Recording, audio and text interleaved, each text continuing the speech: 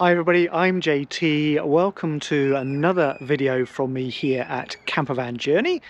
And today we're trying out the fantastic Volkswagen Grand California.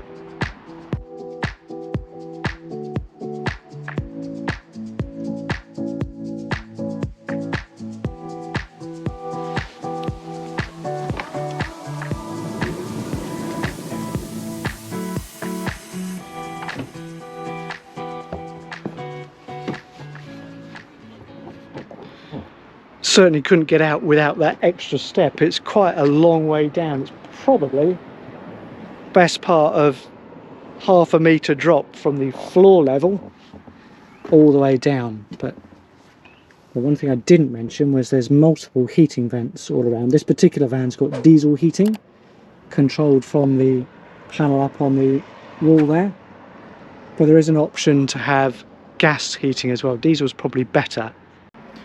So the flares on the side, which I was talking about, are metal as opposed to being fiberglass, which again is a plus point for it being produced at the factory. Awning fitted on the side, and there's also a light that runs all the way along, LED light runs all the way along the top there, which again will make for nice sitting when you're camping of an evening.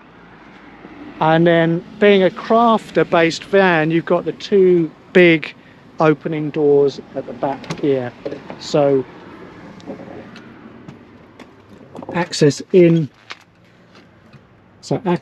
the boot area with these large doors. You can lock them off with these catches.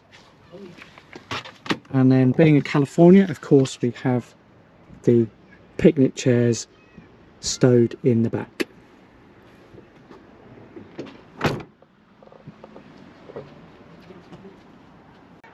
So this particular van that we've been borrowing from Breeze Volkswagen is currently for sale. Whether it's still for sale or when this video goes out, I'm not sure, but it's 72 plate. There's a few options on it, really low mileage, and it's currently for sale at I think about £83,000. But compared to a California Ocean, obviously it's a little bit more expensive, but I think for the £10,000-ish more, you're getting so much more in terms of van. Not as much practicality and versatility in some respects from a day-to-day point of view. Not as easy to run to the supermarket, not as easy to use just as a day-to-day runaround, but from a camper van point of view, a great vehicle. So we've been really impressed with it, really enjoyed the drive of it. Unfortunately, we've got to take it back now and have a really hard think about what we're going to buy to replace our California.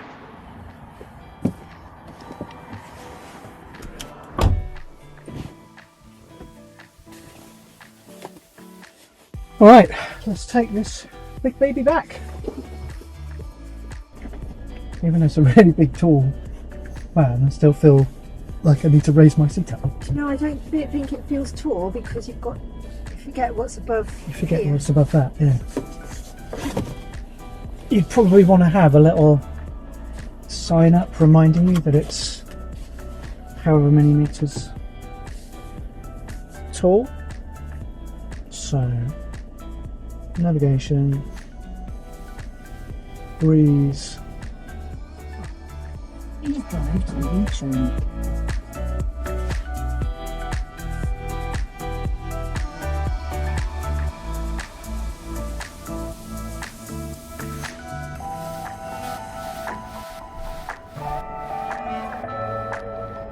Goes over the bumps of the road when necessary.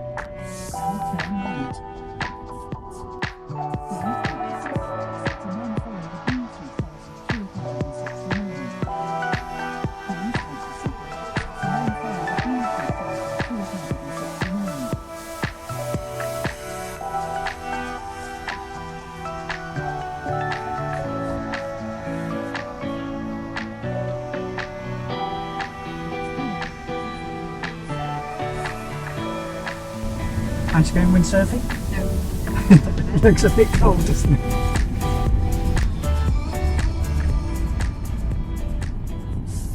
So, there we go. Taking the Grand California back to Breeze. Nice McLaren part on the side of the road there. And just wanted to say a little bit about the drive and the interior feel.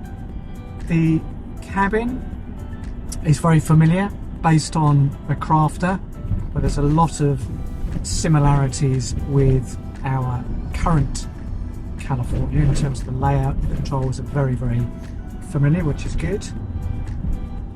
There is, I don't know if you can hear, there is a bit more interior rattles, which Claire will tell you those are the sorts of things that do wind me up a bit. However, in this type of vehicle, you're going to have to accept that they're going to be there, just because there's more stuff which is going to move around. So, but I think that once you've packed it up, put all your clothing and things in, then a lot of that is going to be absorbed just by having stuff in the van. The ride quality is really good, probably rides better than our van. The quietness of the engine is really good. It's not quite as responsive, which you'd expect because it's heavier and bigger,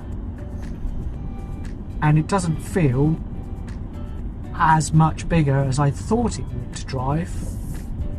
It just feels probably 10% bigger, so it's obviously a little bit longer, a little bit wider, but because you're sat a bit higher up, then it tends to feel like it shrinks around you. So my concerns about it feeling too big were pretty unfounded. On our short trips, and we've been driving on roads like this today, the economy's been sort of 30-35 to the gallon, which is pretty much what we would get out of our current California, so that's pretty impressive. And I'd imagine that on a longer run, the economy would be a bit worse than ours because it's a larger vehicle, bigger frontal areas, so there's going to be less, it's going to be more aerodynamic drag. But yeah, generally drives and feels really, really good. And I have to say, compared to some of the Fiat based vans that we've looked at, in particular the Westphalia, the Columbus and such like, the interior finish in those, the materials, the plastics, the layout doesn't feel as good as this. So that again is another plus point from my point of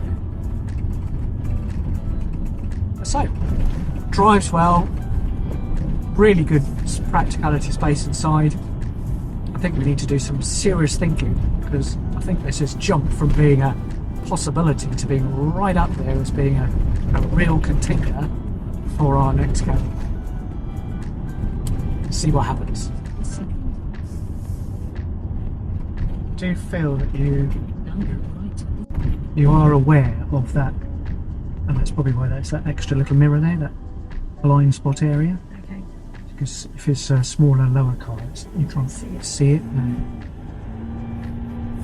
But those mirrors help. Left at the second towards A3 49 majestic. But you've got to then train yourself to be looking at those as well as the other ones.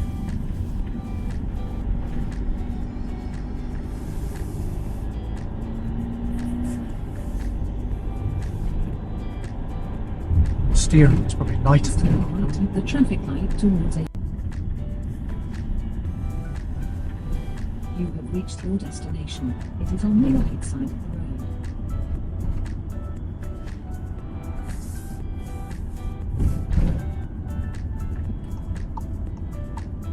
So there we go, back at Breeze Volkswagen. Thank you very much indeed, Breeze, for letting us borrow this Grand California.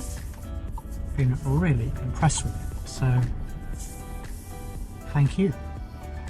So if you've enjoyed the video, please remember to hit the button to like, please remember to hit the button to subscribe, and join us on our next campervan journey video very, very soon.